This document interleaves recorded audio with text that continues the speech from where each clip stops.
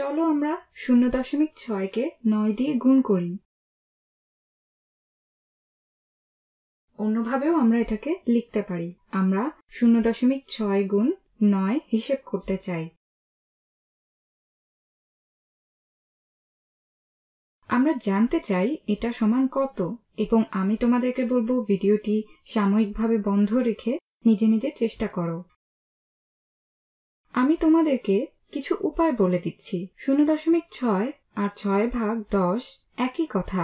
আমরা জানি যে আমরা 6 দিয়ে শুরু করেছিলাম, যেটাকে আমরা 6.0 লিখতে পারি, এবং যদি তুমি একে 10 দিয়ে ভাগ করো, 10 দিয়ে ভাগ করলে এর মান দশমিকের পরের স্থানের মানের সমান হবে, মানে এক ঘর বামে চলে যাবে। তো 10 দিয়ে 6 কে ভাগ করলে হয় 0.6। আমরা দশমিকের পরে এক ঘর বামে যাচ্ছি। আমি ধরে নিচ্ছি তুমি এখন এটা করতে পারবে। 9 গুণ 0.6 আর 9 গুণ 6/10 দিয়ে ভাগ করা, এবং এখানে দেখে মনে হচ্ছে আমরা 6 কে প্রথমে 10 দিয়ে ভাগ করতে পারি। তাহলে আমরা পাবো 0.6।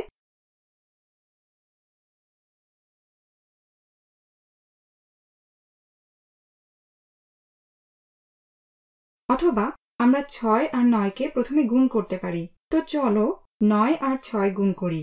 আমরা জানি যে কিভাবে গুণটি করতে হয়, এবং তারপর আমরা 10 দিয়ে ভাগ করি। তো এখানে মূল কাজটি হলো দশমিকটি সরানো। তো আমরা লিখতে পারি 6 গুণ 9। আমরা জানি যে এটা হবে 54, এখানে হবে 54। এখন এটাকে আমাদের 10 দিয়ে ভাগ করতে হবে। কি হবে যদি আমরা কোনো সংখ্যাকে 10 দিয়ে ভাগ করি? আমরা আগের ভিডিওটিতে দেখেছি যে এটা কেন হয়। দশমিকের মূল বিষয়টি আসলে এটা। প্রতিটি স্থান তার ডান দিকের স্থানের থেকে 10 গুণ বেশি মান বহন করে, অথবা বলা যায় প্রতিটি স্থান তার বাম দিকের স্থানের 10 ভাগের 1 ভাগ। 54কে 10 দিয়ে ভাগ করলে হবে, তুমি 54 থেকেও শুরু করতে পারো। আমি শূন্যটি এখানে দিচ্ছি, আমাকে দশমিকটি দিতে হবে, এবং আমি 10 দিয়ে ভাগ করব। দশমিকটিকে এক ঘর বামে নিলে একই মান পাওয়া যাবে। তাহলে এটা 5.4 এর সমান হবে। আশা করি বুঝতে পারছো। 5 গুণ 10 হলো 50। 0.4 গুণ 10 হলো 4। তাহলে বোঝাই যাচ্ছে। আমি লিখি 54/10 সমান 5.4। তাহলে এটা হলো 5.4। এটা সমান 5.4। আচ্ছা, এখানে লক্ষ্য করো 9 গুণ 6 হলো 54।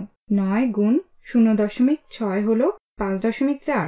এখন তুমি এখানে নিশ্চয়ই একটা প্যাটার্ন দেখতে পাচ্ছ। এই দুটি সংখ্যার মধ্যে আমি ঠিক একটি সংখ্যা দশমিকের ডান দিকে দেখতে পাচ্ছি। যখন আমি এটাকে নিব, আমি দশমিকটি বাদ দিলাম। আমি বললাম 9 গুণ 6, পেলাম 54। কিন্তু তারপর আমাকে 10 দিয়ে ভাগ করতে হলো দশমিকটি আনার জন্যে।